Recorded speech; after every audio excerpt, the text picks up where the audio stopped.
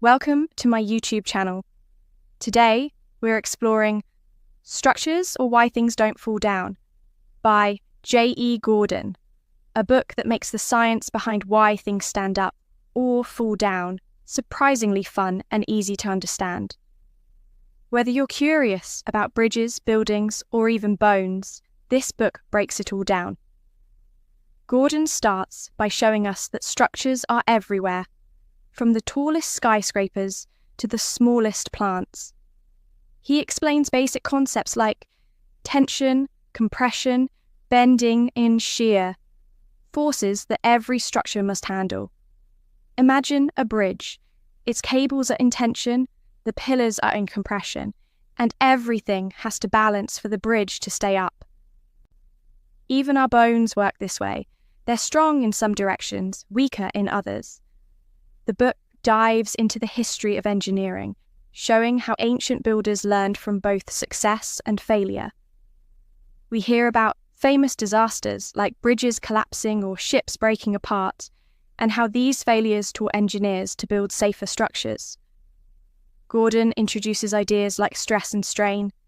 Stress is the force inside a material. Strain is how much it stretches or squashes. He explains elasticity, how things bounce back, and plasticity, how things bend and stay bent, using simple examples like rubber bands and putty. One of the coolest parts is how Gordon connects engineering to nature. He compares bones to steel beams, tendons to ropes, and even talks about how plants and animals have evolved their own engineering tricks for survival. For example, an eggshell is strong because of its shape, but fragile if you press in the wrong spot. Trees and bones are built to handle wind or weight, but can snap if pushed the wrong way. Gordon also explores why things break. He talks about cracks, how a tiny flaw can grow and cause a disaster if not managed. Engineers learn to spot these weak points and design around them. He explains how materials like steel and concrete behave differently. Steel is great in tension, concrete is strong in compression, but both can fail if not used right. Now, let's talk about good gardens.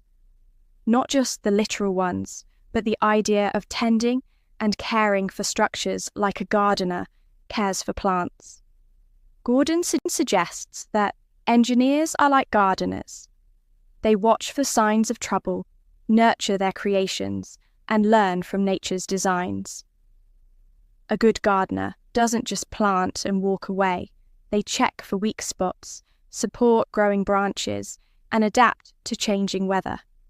In the same way, a good engineer checks for cracks, supports weak parts, and improves designs over time. Throughout the book, Gordon's humour and storytelling make even complex ideas feel simple. He uses real-life stories and analogies so you never feel lost. By the end, you'll see the world differently.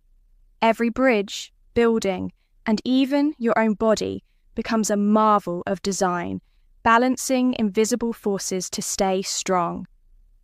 So, next time you cross a bridge or look at a tall building, remember, it's not just bricks and steel, but a blend of science, history, and a little bit of gardening magic that keeps it all standing.